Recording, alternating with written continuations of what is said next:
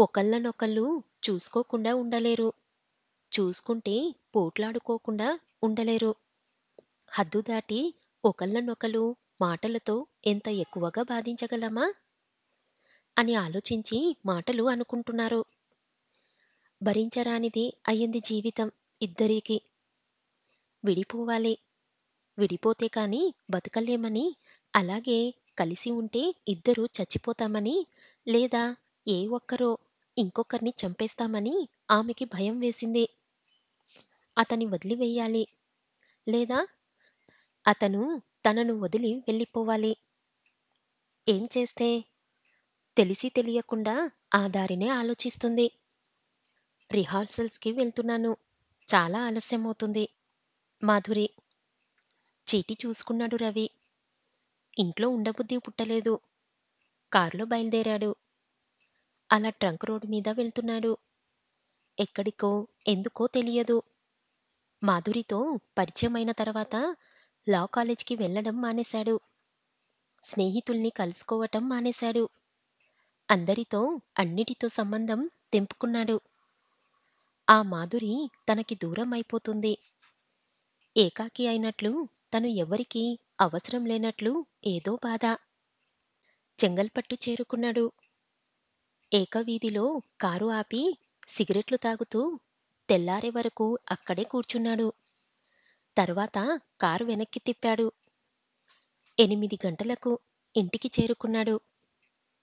వసారాల్లో బాబుని చిన్న పొన్ను ఆడిస్తుంది. అమ్మగారూ వచ్చారా? వచ్చారు అన్నది చిన్న పొన్ను. ఎన్ని గంటలకి వచ్చిందని అడగలేకపోయాడు. మాధురి పడుకున్నది. అతను గదిలోకి వెళ్ళగానే కళ్ళు తెరిచింది. కాఫీ తాగుతావా? అడిగింది. లేదు అన్నాడు. ఇస్తా. వెళ్ళి ఫ్లాస్క్‌లో నుంచి కాఫీ గ్లాసులో పోసి ఇచ్చింది. అతను కాఫీ తాగుతున్నాడు. ఆమె ఏడుస్తుంది. వెక్కి వెక్కి ఏడుస్తుంది. ఎందుకేడుస్తున్నావని అడగటానికి అతనికి ధైర్యం లేదు. ఆమె చెప్పబోయే విషయం తనకి తెలిసినట్లు, తెలుసుకోవాలని లేనట్లు మొహం తిప్పుకున్నాడు. అరగంట సేపు ఆమె అలా ఏడుస్తూనే ఉంది. అతను ఒక్క మాట మాట్లాడలేదు. ఎందుకేడుస్తున్నావని అడగవేం?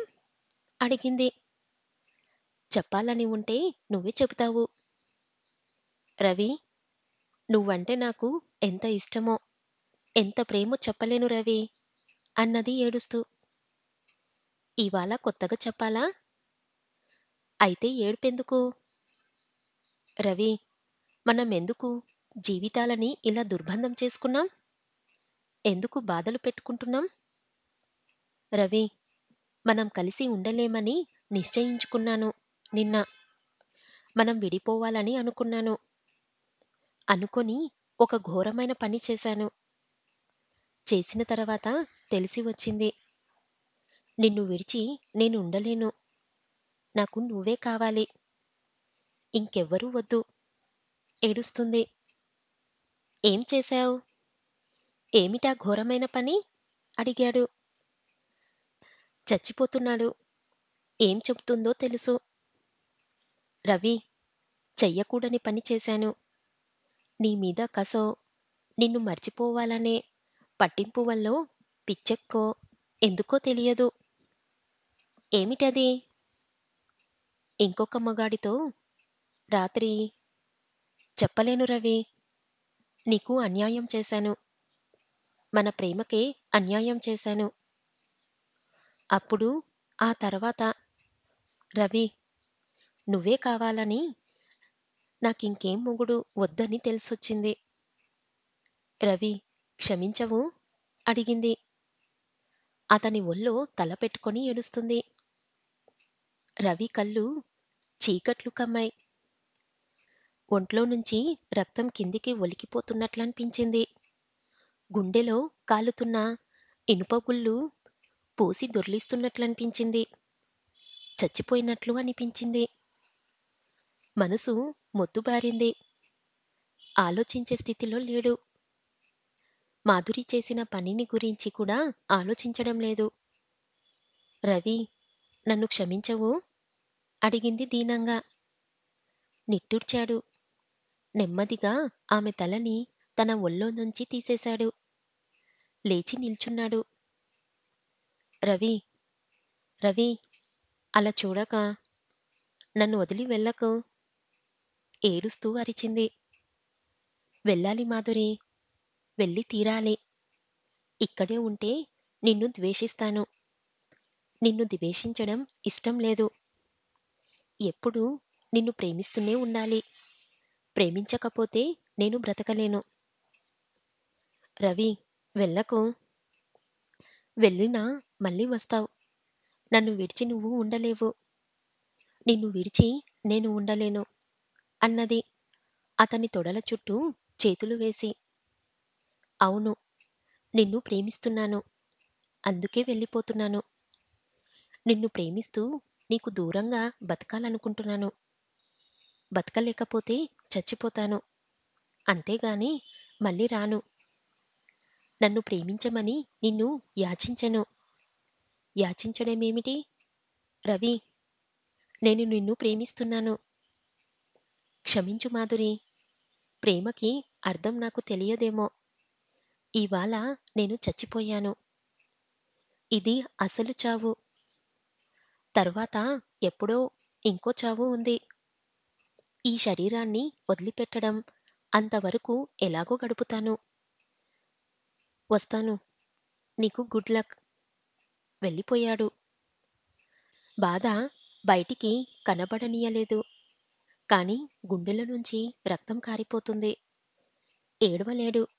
కాని కళ్ళల్లోంచి నీళ్లు ధారాలుగా కారుతున్నాయి. చచ్చిపోతున్నాడు కాని బతకాలి. బతక్కపోతే తన ప్రేమకి అపజయం. తను బతకాలి. చచ్చిపోవాలి. చచ్చిపోయినా బతకాలి. బతికి బతికి చివరికి చచ్చిపోవాలి. ఏమిటో అర్థం లేదు. పిచ్చి పట్టింది. జుట్టు పీక్కోవాలి. తల బాదుకోవాలి. గుండెని బయటికి లాగి ముక్కలు చేసి కింద పరేయాలి. బరువు, బాధ భరించలేకుండా ఉన్నాడు. తను లేడు. ఉన్నది నీడ. భగవంతుడా! మాధురిని ఎందుకలా ప్రేమించాను? ఇంకా ఎందుకు ప్రేమిస్తున్నాను? ఎందుకు అసహ్యం కలగడం లేదు? ఎందుకు కసి రాదు? బతకలేడు. చచ్చిపోతాడు. ప్రేమించలేడు. ప్రేమించకుండా ఉండలేడు. మాధురి చేసిన పని తలుచుకోలేడు. తలుచుకోకుండా ఉండలేడు. కదల్లేడు. కదలకుండా ఉండలేడు. చచ్చిపోవాలి. చచ్చిపోతే ఈ బాధ, ఈ క్షోభ, ఈ రంపపు కోత, ఈ నరకం తప్పుతాయా? ప్రేమ శరీరానిది కాదు. హృదయానిదో, ఆత్మదో అంటారు. ఆత్మ చావదంటారు. అయితే ఈ ఆవేదన, ఈ నరక బాధ, ఈ మంటల కాల్పు ఇంకో జన్మలోనూ, తర్వాత జన్మల్లోనూ ఆత్మ భరించవలసిందేనా? భగవంతుడా! నువ్వు ప్రేమవి అంటారు.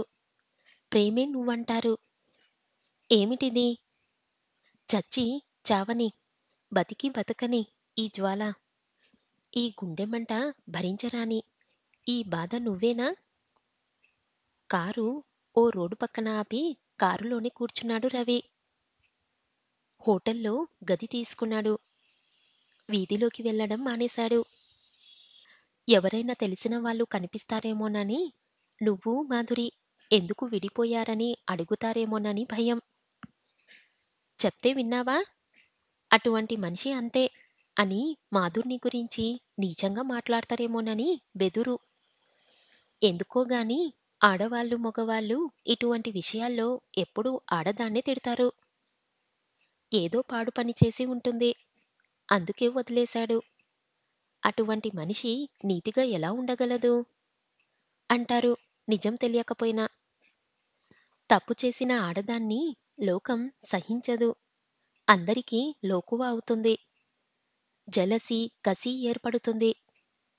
ఒకళ్ళిద్దరు స్నేహితులు రవిని వెతుక్కుంటూ అతనున్న హోటల్కి వచ్చారు. ఏమిటోయ్ ఈ వాలకం? నీకేం? నువ్వు మొగాడివి. లే, దర్జాగా బయటికి రా అని పిలిచారు. మాధురికి 4 నెలటగా? అడిగాడు ఓ స్నేహితుడు. బజార్లో పడింది మనిషి. కొల్లందా చెట్టియార్ దగ్గర చేరిందట అన్నాడు ఇంకో స్నేహితుడు. నువ్వేదో పిచ్చిలో పడి గొప్పదనుకున్నావు కాని చాలా నీచమైన మనిషి. మొన్న రాత్రి సినిమాలో చూశాను. వాడెవడో నాటకాల వాడితో ఇలా చెప్పడం ప్రారంభించారు ఆ స్నేహితులు. పాపం, వాళ్ళ ఉద్దేశాలు మంచివే అని రవికి తెలుసు. తనకి మాధురి మీద ద్వేషం ఉంటుందని, అలా ఆమెని తిడితే తను సంతోషిస్తాడని అనుకొని అలా మాట్లాడుతున్నారు. ఎలా చెప్తాడు వాళ్ళకి తన బాధ? తను ఇంకా మాధుర్ని అంత గాఢంగాను ప్రేమిస్తున్నానని. గర్వమో, ఆత్మాభిమానమో అడ్డుపడుతుంది గాని, లేకపోతే ఎప్పుడో ఆమె నుంచి వచ్చిన అరగంటకే ఆమె దగ్గరికి పరిగెత్తేవాణ్ణి. ఎలా చెప్పగలడు? మాధురిని గురించి అలా నీచంగా మాట్లాడుతుంటే తన గుండెలు చిల్లులు పడుతుందని, నిజంగా మాధురి అంత నీచానికి దిగి ఉంటే దానికి బాధ్యుడు, శిక్షార్హుడు తనేనని చెప్పగలడా? ప్లీజ్, మాధురిని గురించి నా దగ్గర మాట్లాడకండి వేడుకున్నాడు. వాళ్ళు సంతోషించారు. అసలు ఆమె పేరు వినడమే అతనికి ఇష్టం లేదనుకున్నారు. ఇద్దరు ప్రేమించుకుంటే జనం సహించలేరు. విడిపోతే సంతోషిస్తారు. వాళ్ళు ప్రేమ పొయ్యి ద్వేషించుకుంటే మరీ సంతోషిస్తారు. 2 నెలలు గడిచిపోయాయి.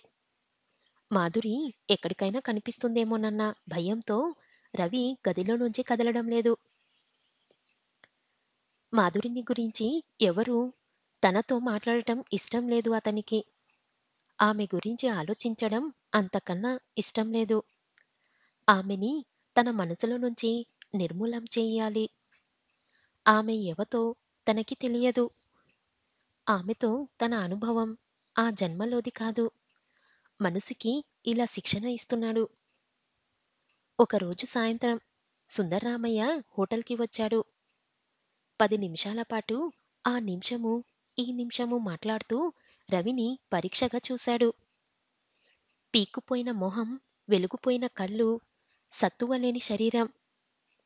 రవి, నువ్వు ఇలా అయిపోవడం బాగలేదు అన్నాడు చివరికి. రవి చిన్నగా నవ్వి ఊరుకున్నాడు. మాట్లాడాలని ఉంటే నిస్సంకోచంగా మాట్లాడు. నువ్వు నాతో చెప్పే విషయాలు ఏవీ ఎవ్వరికీ చెప్పను. అలా లోపల దాచుకుంటే గుండె బరువు భరించలేవు. పిచ్చెక్కుతుంది అన్నాడు దయ్యాగా. అలా సానుభూతి చూపించి ధైర్యం ఇచ్చేప్పటికీ రవి ఉండలేకపోయాడు. జరిగిందంతా వివరంగా చెప్పాడు. సుందరరామయ్య ఓపికగా విన్నాడు. నువ్వు చేసిన తప్పల్లా మాధురిని ఆ పరిస్థితిలో వదిలి రావడం. ఆమె ఏం తప్పు చేసినా, ఎంత ద్రోహం చేసినా నెలలు తప్పిన మనిషి. భర్త నుంచి దూరమైన మనిషిని వదిలి వచ్చేసి ఉండకూడదు. ఆమె జీవితం ఒక దారిలో పెట్టిన తర్వాత ఆమె నుంచి దూరం కావాలి. ఇప్పుడికిక ఆ విషయం ఆలోచించి ప్రయోజనం లేదు. విడిపోయారు. మళ్ళీ దగ్గరకు రారు. రవి, నీకప్పుడే చెప్పాను, జ్ఞాపకమున్నదా? ఈ ప్రేమ నిలవదని, పోతుందని, నిన్ను విడిచి ఆమె వెళ్ళిపోవడమో, ఆమెను నువ్వు వదిలి వెళ్ళడమో జరుగుతుందని చెప్పాను. అది తప్పదు రవి. అంత ప్రేమతో, అంత ఏకాగ్రతతో, అంత దీక్షతో అన్నీ మర్చిపోయి, అన్నం, నీళ్ళు అన్నీ మర్చిపోయి ఎంతకాలం బతకగలరు? పోతేనేం? ఆ రోజులు నీ జీవితంలో కల్లా గొప్ప రోజులు. అది గొప్ప అనుభవం, దివ్యమైన అనుభవం. మాధురికి ఈ జీవితాంతము నువ్వు కృతజ్ఞుడివిగా ఉండాలి. అటువంటి అనుభవం నీకు ఇచ్చినందుకు, నీ గుండెలో లోతులు తవ్వినందుకు, అందరిలో నువ్వు ఒక్కడివి కానందుకు. అంతేగాని నీకు అపచారం చేసిందనో, నిన్ను వచించిందనో, ఆమె మీద ద్వేషము, కసి పెట్టుకోకూడదు. అది చాలా నీచం. భర్తని వదిలి నీ దగ్గరికి వచ్చినప్పుడు దేవత. నిన్ను వదిలి వెళ్ళగానే రాక్షసి కాకూడదు. అటువంటి బిట్టర్‌నెస్, నీచపు ఆలోచన నీలో కలగకూడదు. వస్తే నీలో కలిగిన దివ్యానుభవం మాయమైపోతుంది. అంతేకాక బతుకంతా చేదు అవుతుంది అన్నాడు సుందరమయ్య. రవి తల ఊపి, లేదు, నాకు ఆమె మీద కసి, ద్వేషం ఏ కోశాన లేవు అన్నాడు.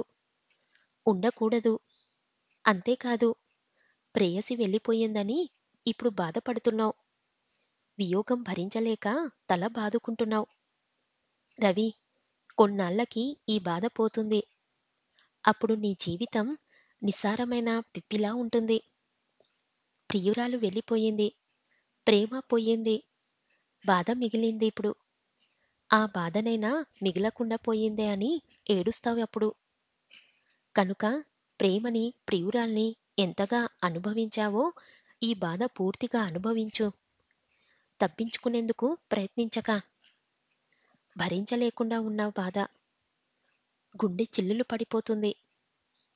చిల్లులు పడాలి. గుండెల్లో పెద్ద చిల్లు పడాలి. అప్పుడే రేపు ఆనందం వస్తే నీ గుండెలో ఆ ఆనందం నిలిచేందుకు చోటుంటుంది. లేకపోతే రేపు వచ్చే ఆనందం నిలవడానికి చోటు లేక ఇప్పటి బాధ పోయినట్టు ఆ ఆనందం పోతుంది. సుందర్రామయ్య చెప్పిన విషయాలు రవికి అర్థమైనాయి. తల ఊపాడు. ఇంకో విషయం రవి, మీ ఇద్దరిలో తప్పు ఎవరిదని ఆలోచించక. మాధురి నిన్ను నిజంగా ప్రేమించలేదని అనుమానించక. ఇద్దరూ విడిపోయినందుకు సిగ్గుపడక. నలుగురు ఏమంటారో అని భయపడకు. ప్రేమించుకున్న వాళ్ళు తీవ్రంగా ప్రేమించుకున్నారు. ఈ రోజుల్లో మీ ప్రేమకి ఏదైనా పరీక్ష వస్తే ఇద్దరూ ఒకరి కోసం ఒకరు ప్రాణాలు ఇచ్చుకునేవాళ్ళు. అటువంటి పరిస్థితి ఏర్పడింది కనుకే లైలా మజ్ను, రోమియో జూలియట్లు ప్రాణాలు అర్పించారు ప్రేమ కోసం. వాళ్ళు మీలా కలిసి ఉంటే కొన్నాళ్ళకి విడిపోయేవాళ్ళు అన్నాడు నవ్వుతూ. అంతగా ప్రేమించుకున్న వాళ్ళు ఎందుకు విడిపోతారు? అడిగాడు రవి ఆశ్చర్యంగా. అంత ఉద్రేకంతో గుండెలని కాల్చేసుకుంటూ బతకలేరు. కనుక చచ్చిపోనైనా పోవాలి. లేకపోతే వదిలిపోనైనా పోవాలి. అంతే. మాధురిని మర్చిపోమని చెప్పను. మర్చిపోక అనుభవించు ఈ బాధనంతా. కొంచెం కూడా వదలకుండా పూర్తిగా అనుభవించు అని చెప్పి సుందరరామయ్య వెళ్ళిపోయాడు.